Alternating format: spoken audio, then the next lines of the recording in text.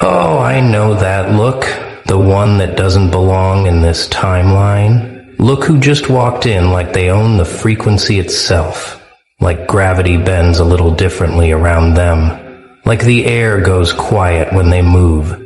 Yeah, you, the one reading this right now with that slight smirk, that microscopic shift in your posture, that thing you do with your eyes where you're looking but not looking. Absorbing everything while revealing absolutely nothing. I see you. More importantly, they see you. And let me tell you something that's going to make your skin crawl in the best possible way. They've been studying your body language for months, maybe years, and every single trained observer you've encountered has walked away with the same report, the same whispered confession. The same unsettling conclusion that makes their hands shake when they write it down. Subjects' physical communication patterns do not match known human behavioral models. Emotional responses delayed by 0.3 seconds too long. Micro-expressions absent where they should exist. Threat assessment uncertain. Recommend, do not engage without backup. They're not calling you a robot, sweetheart. They're calling you something far more terrifying.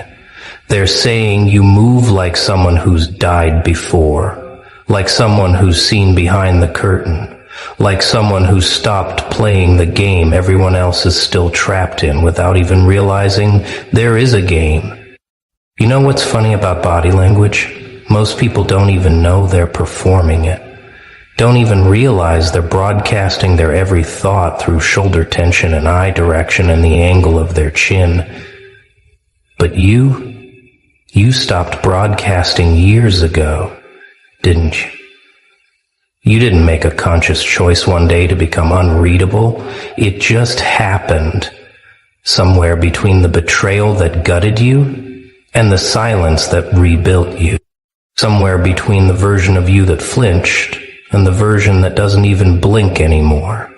They study body language for a living, these people, these trained agents and psychologists and interrogators and profilers, and they've got entire libraries of human movement cataloged in their minds like a database. They know what guilt looks like, what fear smells like, what lying sounds like, in the frequency of someone's breath. They can read a room in 3 seconds and a person in 30, but then you walk in and their software crashes, their programming glitches, their confidence evaporates because nothing about you makes sense according to the rules they spent decades learning. You stand too still in moments that should create nervousness. You smile in situations that should trigger defense mechanisms. You hold eye contact in conversations that should make people look away, and then you break it exactly when they least expect it, not out of submission, but because you've decided the exchange is over, and you're already 3 thoughts ahead. Here's what they won't tell you, but I will. They're absolutely freaking out in their little observation rooms and debriefing sessions and case file updates. They're sitting there with their degrees and their training manuals and their behavioral analysis frameworks. And you just walk through all of it like it's made of smoke. Like their entire professional identity is a child's coloring book, and you're a storm system that doesn't fit on the page. They watch you not react to things that should make you react. Watch you react to things they didn't even notice were happening. Watch you exist in this strange space between hyper-aware and completely detached. Like you're simultaneously in the room and orbiting it from somewhere else entirely. And the question that keeps them up at night, the one they won't say out loud but types into encrypted databases at 3 a.m. is this: how does someone learn to move like that without formal training? How does someone develop that level of control without institutional conditioning? And what the actual living hell happened to them that made this necessary for survival? Because here's the truth they're dancing around. Your body language isn't just unusual, it's adaptive, it's evolved. It's the physical manifestation of someone who's been through something the textbooks don't cover. Someone who survived by becoming something the predators don't recognize as prey anymore. Let me paint you a picture of what happens when you enter a space. And I want you to really feel this, because it's happening whether you notice it or not. The trained observers in the room, and there are always trained observers, whether they're obvious or not, they do this thing where their focus sharpens involuntarily because their subconscious is screaming that something's off, something's different, something doesn't compute with the pattern recognition software running in the background of their trained minds. You're not moving wrong exactly. You're just moving outside the probability zone, standing in ways that shouldn't be comfortable but somehow are for you, gesturing in patterns that don't match your stated emotional content, expressing yourself through this bizarre mix of stillness and precision that makes you look like you're conserving energy for something they can't see coming. They start analyzing, right? Because that's what they do. That's what they're trained for. Break down the components and figure out the puzzle. They drive around for 6 hours and without stopping. But with you, there's no puzzle to solve, because you're not hiding anything, and you're not performing anything. You're just existing in your actual frequency. And that frequency happens to be tuned to a station they don't have access to, running on a wavelength their equipment wasn't built to measure. I'm going to tell you something that's going to click a lot of pieces into place for you right now. Every awkward moment you've had where someone said you were intense, every social interaction where people seemed uncomfortable for reasons they couldn't articulate, every job interview or first date or family gathering where you felt like you were somehow failing at being human, even though you were just being yourself, that wasn't you being broken or weird or wrong. That was you being unreadable to people whose entire sense of safety depends on being able to read others. That was you triggering the uncanny valley response in people who need predictability to feel secure. That was you accidentally revealing that you're operating from a completely different instruction manual than the one everyone else got issued at birth and never questioned. They called it social anxiety when you were younger, maybe, or introversion, or weirdness, or being too quiet, or too intense, or too something. But what they were really responding to was the fact that your nervous system had already upgraded to a version of human interaction they're still trying to unlock. That your body had already learned to speak a language they don't teach in any school, because you had to invent it to survive circumstances that would have shattered anyone else into a million predictable pieces. Let's talk about what they're actually seeing when they watch you. And I mean really watch you. With their trained eyes and their threat assessment protocols and their behavioral analysis checklists. They're seeing someone who doesn't lean in during conversation when they should, doesn't lean back when confronted, doesn't display the standard micro-expressions that usually flash across human faces 43 times per minute like a biological telegraph system. They're watching you stand in a room full of tension, and your shoulders stay level, your breathing stays even, your hands stay loose and empty and ready, but not aggressive, just ready, in a way that makes them wonder what the hell you're ready for, and why you learned to be ready without telegraphing it to potential threats. You move through space like someone who's mapped every exit, not out of paranoia, but out of habit. Like someone who's calculated sight lines and positioned themselves with clear views while appearing casual. Like someone who's running tactical awareness software in the background of every interaction, while still managing to seem present and engaged in the conversation happening in the foreground. They notice you don't fill silence the way most people do. Don't rush to explain yourself or justify your presence or smooth over uncomfortable moments with nervous laughter or qualifying statements. You just let the silence exist, like it's a room you're comfortable sitting in, like you've made peace with the absence of noise and the presence of space and the weight of nothing being said while everything is being communicated.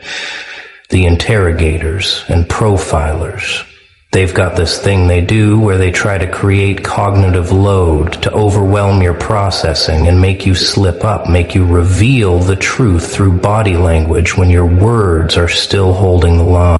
They ask multiple questions in rapid succession. They introduce contradictions. They shift topics without warning. They invade your personal space or suddenly withdraw attention. And they watch for the tells, the biological responses you can't fully control, no matter how good you are at lying. But with you, something breaks in their system because you don't process cognitive load the way you're supposed to. You don't get overwhelmed or flustered or defensive. You just pause. You take that breath. You let their chaos wash over you like you're a rock in a stream, and then you respond from that center point they can't shake you out of, from that calm place they can't find in themselves when they're under the same pressure. And it disturbs them on a level they don't want to examine too closely.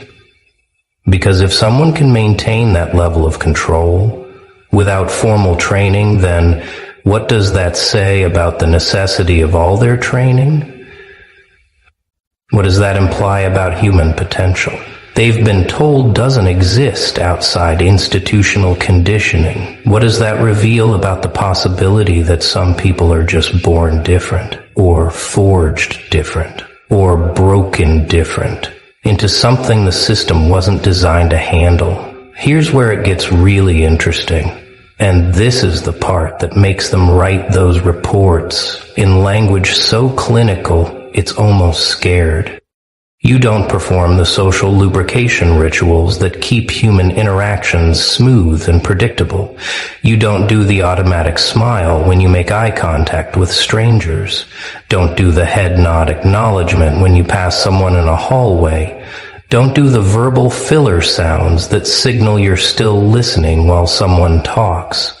Don't mirror people's energy the way most humans do unconsciously to build rapport and establish connection. You're not rude about it. You're not hostile. You're just absent from the dance everyone else is doing without music. And that absence creates this void in the interaction where they expect something and nothing arrives, and their brain has to work harder to fill the gap, and eventually they just feel uncomfortable in your presence without being able to explain why. Some of them think you're judging them, even when you're not. Some think you're angry even when you're neutral. Some think you're scared even when you're just observing, because they're projecting meaning onto your blank canvas and revealing more about themselves in their interpretation than you ever revealed through your actual expression. The body language experts, they've got names for what you do, but they don't have explanations. They call it flat affect or incongruent response or dissociative presentation. But those are just labels they slap on things that make them uncomfortable. Ways to pathologize what they can't understand, instead of considering that maybe you're not broken. Maybe you're just operating from different survival programming than they've cataloged. They notice you don't startle at sudden noises the way you should. Your heart rate doesn't spike in situations that should trigger fight or flight. Your pupils don't dilate when you're lying because you've learned to believe your own constructed truths in real time. You've mastered the art of emotional regulation to such a degree that you can feel everything and show nothing, or show something completely different from what you're feeling depending on what serves you in the moment. You're not a psychopath. You're not a sociopath. You're not any of the scary labels they want to use to make sense of you. You're just someone who learned that showing your real face to the wrong people is how you get destroyed. Someone who figured out that vulnerability is a luxury you can't afford, so you built armor out of stillness and silence and strategic revelation. Let me tell you what they whisper about in those closed-door meetings after they've spent time observing you, after they've tried to crack your code and failed repeatedly and had to admit defeat without admitting defeat. They say things like, subject maintains unusual self-possession under stress, which is code for we tried to rattle them and nothing worked. They say emotional responses appear calculated rather than spontaneous, which means they're controlling something we can't control in ourselves, and that terrifies us. They write, body language suggests prior exposure to extreme circumstances, which translates to something happened to them that we can't identify, but it changed them fundamentally, and we're scared of what they learned from it. They note, subject demonstrates hypervigilance without paranoia, meaning they're watching everything, but they're not afraid. They're just aware in a way that makes us feel exposed. And the most damning observation, the one that gets highlighted and underlined and flagged for review, standard rapport-building techniques ineffective. Subject appears immune to social engineering. Recommend alternative approach.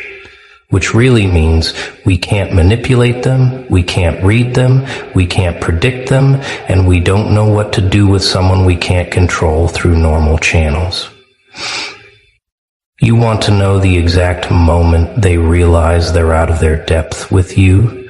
The precise instant when their confidence cracks and they understand they're not dealing with a standard human behavioral pattern? It's when they try to use silence against you as a weapon, when they let the conversation die, expecting you to rush in and fill the void with nervous chatter and self-incrimination and desperate attempts to regain approval. But instead, you just sit there, comfortable in the quiet, waiting them out with more patience than they've got, because you've sat in worse silences. You've endured longer voids. You've made friends with the absence of sound and learned to hear what's really being said in the space between words. They shift in their seats first. They break eye contact first. They speak first, because they can't handle what you're showing them through your refusal to perform. Anxiety, your unwillingness to play the game they've already mapped out in their minds, where they're the intimidating authority and you're the nervous subject who needs to earn their way back into social acceptance. But you're not playing. You're just existing. And your existence without performance is more threatening to their worldview than any aggressive posturing could ever be. The really wild part is that you're not doing this consciously most of the time, right? You're not sitting there thinking, I'm going to maintain neutral facial expression and measured breathing and controlled gestures to unsettle the observers. You're just being yourself, after years of learning that yourself is something most people can't handle without processing it through layers of projection and judgment. You learn to exist outside their frequency, not because you studied their frequency and deliberately moved away from it, but because their frequency never made sense to you in the first place, never felt natural, never fit the shape of what you actually experience versus what you were told you should experience. While they were learning to read body language from books and courses and training programs, you were learning to survive by becoming unreadable, by developing this sixth sense about people's intentions that doesn't come from analyzing their gestures, but from feeling the energy they're broadcasting, from reading the truth underneath the performance they're giving and responding to what's real rather than what's presented. Here's what they're missing in all their analysis and assessment and professional head scratching. They're trying to understand you through the lens of deception and pathology, when what they're actually encountering is authenticity so pure it doesn't need to perform itself. You're not hiding your emotions. You're not suppressing your reactions. You're not calculating your responses to manipulate their perception. You've just disconnected the automatic response system that most people run on, the one that makes them smile when someone smiles at them, mirror energy when someone projects energy at them, perform interest when someone demands their attention. You broke that circuit somewhere along the way. Maybe when you realized that automatic responsiveness was getting you hurt. Maybe when you discovered that people use your natural empathy against you. Maybe when you understood that the world rewards performance over authenticity, and you decided you'd rather be authentic and unrewarded than performing and validated, and now you move through the world in this weird space where you're deeply feeling but not deeply showing, where you're intensely present but not intensely reactive, where you're completely engaged but totally detached. And it breaks their analysis tools, because those tools were designed for people who still need external validation to know they exist. The surveillance experts, the ones who watch people professionally and build profiles from thousands of hours of observation, they've got a file on you somewhere, and it's full of contradictions they can't resolve. Subject displays leadership characteristics, but avoids leadership position. Shows high intelligence, but doesn't seek recognition. Which makes you wonder, what did they really do? So what the safest, the rightest, the safest thing? Demonstrates strong boundaries but isn't overtly aggressive in defending them. Appears confident but doesn't engage in status-seeking behaviors.